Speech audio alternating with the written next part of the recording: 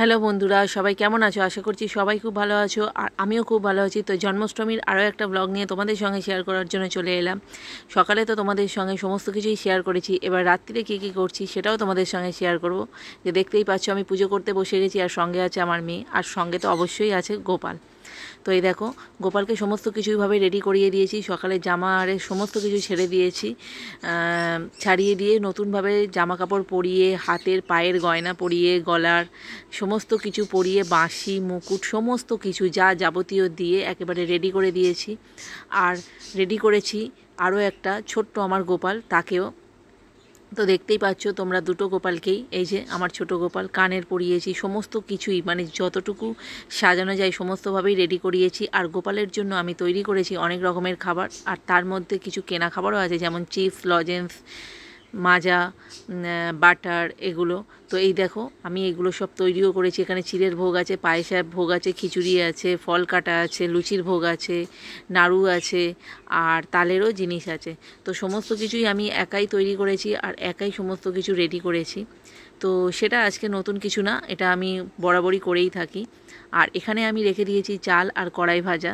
চাল ভাজা আছে, কড়াই ভাজা আছে, যেগুলো আমি আগে থেকে বাইরে বের করিনি, কারণ ওগুলো যাতে নরম না হয়ে যায়, সেই জন্য এখনই বের করব, যেহেতু এখন পুজো করতে বসবো সেই জন্য। তো বরাবরই আমার ব্রাহ্মণ থাকে পুজো করার জন্য, কিন্তু এই বছরটা আমি সেভাবে ব্রাহ্মণ দিয়ে পুজো করার হয়নি, কারণ একটু প্রবলেম ছিল সেই জন্য। তো যাই হোক, যেখানে নিজেই আমি সমস্ত দিন সেবা করি গোপালের, তো সেদিন একটা দিন আর গোপালকে পুজো আমিই করলাম, সেটাতে আর কি আছে। তো সেজন্য আমি গোপালের পুজো করতে বসেও গেছি রেডি হয়ে। তোমরা আগেই আমার লুকটা দেখেছো। তো যাই হোক, এখানে আমার শাশুড়ি মা আছেন, আমার মেয়ে আছে, আমার হাজব্যান্ড আছে। শাশুড়ি মা একটু আমাকে ওই প্রদীপগুলো জ্বালাতে সাহায্য করছিলেন, কারণ উনি বয়স হয়ে গেছে, সেরকম কিছু করতে পারেন না। তো যাই হোক, যতটুকু করেন অনেকই করেন। তো এভাবে আমি পুজো স্টার্ট করে দিয়েছি। সমস্ত কিছু একে একে পূজার যে বিধিগুলো আছে সেইভাবেই আমি পূজা করেছি। আর শেষে আমি গোপালের যে অষ্টতর শতনাম আছে সেটাও পাঠ করেছি, কারণ আর অষ্টতর শতনাম আমি বেসিক্যালি রোজই পাঠ করি গোপালকে পুজো করার সময়। সমস্ত কিছু এইভাবে পূজা করে নিয়ে এবারে আমি কিন্তু অঞ্জলিও দিয়ে দিয়েছি গোপালের কাছে। এরপরে আমি করব আরতি গোপালের। যেভাবে আরতি করা হয় সেভাবেই গোপালকে আরতি করার চেষ্টা করেছি। আমি মনে করি যে যেখানে মন থেকে সমস্ত কিছুই ভালোবেসে করা যায় সেটা সবচেয়ে বেটার হয়, এটা আমার ধারণা, আমার নিজস্ব মতামত। তো এবারে আমি পুজো বেসিক্যালি আমার হয়েই গেছে, কিছুটা বাকি আছে। পুজোর শেষে এবারে আমি আরতি করব।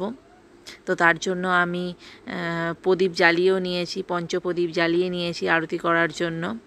এই দেখতেই পাচ্ছ এখন জ্বলছে প্রদীপটা। এবারে এই প্রদীপ দিয়েই আমি আরতি করব। তো তোমাদের বাড়িতে কার কার আজকে গোপাল পুজো হয়েছে, কার কার এইভাবে পূজা হয়েছে, কে কে নিজে পুজো করেছো, কে ব্রাহ্মণ দিয়ে পুজো করেছো, অবশ্যই কিন্তু কমেন্টে একটা করে লিখতে কিন্তু ভুলো না। অবশ্যই কিন্তু লিখো, আর লাইক দিতেও একটা করে ভুলো না, ঠিক আছে? এবারে আমি আরতিটা করে নিই।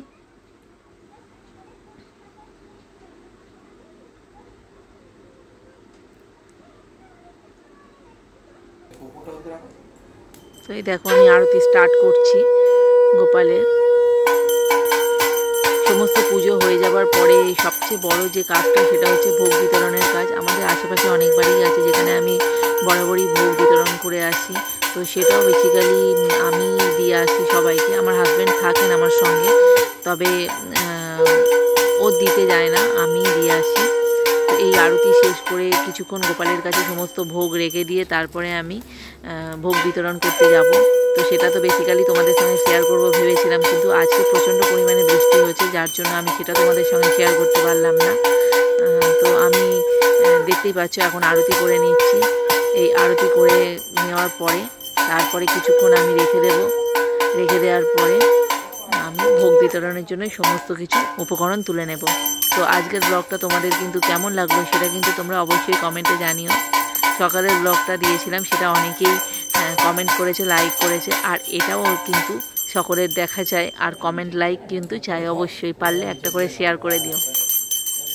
আজকে শুভ জন্মাষ্টমী, সবাই দিন ভালো যাক, ভালো কাটুক, আর সবাই ভালো থাকুক, এটাই চাই। তো আমার আরতি করা হয়ে গেছে, আর বলেছিলাম এবার আমার ভোগ বিতরণের পালা। দেখতেই পাচ্ছ আমি এই যে সমস্ত কিছু ভোগ তুলে নিয়েছি, এখানে পায়েসও আছে। তো আজকের ব্লগটা তোমাদের কেমন লাগলো আমাকে অবশ্যই জানিও। আবার অন্য কোনো ব্লগ নিয়ে তোমাদের সঙ্গে দেখা হবে, ততক্ষণের জন্য টাটা।